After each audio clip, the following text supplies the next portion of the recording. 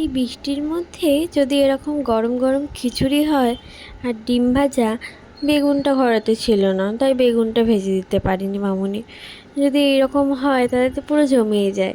আর মামুনি করেছিল মশলা খিচুড়ি, আর তার সাথে এরকম ডিম ভাজা, আলু ভাজা, পটল ভাজা। তো প্রথমে জলটাকে বসিয়ে দিয়েছিল তেজপাতা দিয়ে ফুটতে, আর এদিকে কড়ার মধ্যে গোটা জিরে আর শুকনো লঙ্কা দিয়ে ভালো করে এই ডালটাকে ভেজে নিয়েছিল।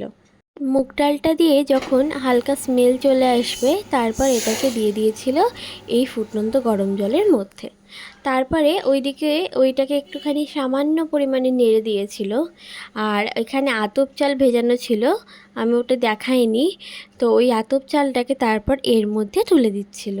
তারপর এখানে আদা, মৌরি আর গোটা জিরে, তো এইটাকে ভালো করে কিন্তু শিলেতে বেটে নিচ্ছিল।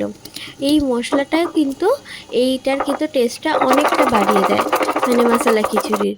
এইভাবে কিন্তু তোমরা নিরামিষের দিনেও কিন্তু খিচুড়ি করে ভগবানকে ভোগ দিতে পারো।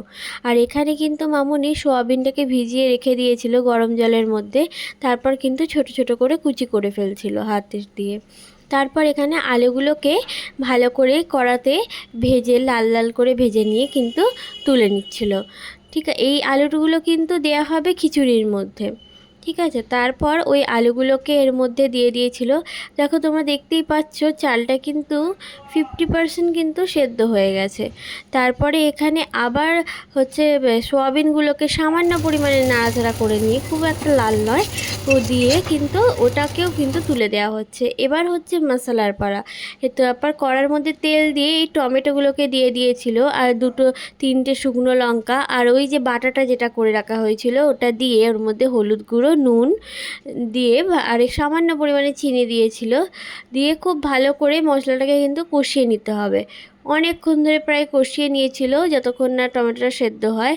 তারপর কিন্তু ওই কষানোটাকে এর মধ্যে কিন্তু ডাইরেক্ট পুরো তুলে দিচ্ছিল।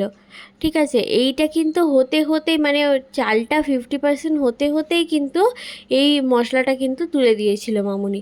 তারপরে ব্যাস একটু হয়ে গেলেই ওপরে ভালো করে ঘি দিয়ে, তোমরা যতটা চাও, আমরা একটু বেশি করে ঘি দিয়েছিলাম, দিয়ে ব্যাস ডিমটা, একটা ডিম পেঁয়াজ লঙ্কা দিয়ে ভালো করে ভেজে নিলেই কিন্তু আমাদের এই রেডি এই বর্ষার গরম গরম খিচুড়ি, ডিম ভাজা, আলু ভাজা আর পটল ভাজা।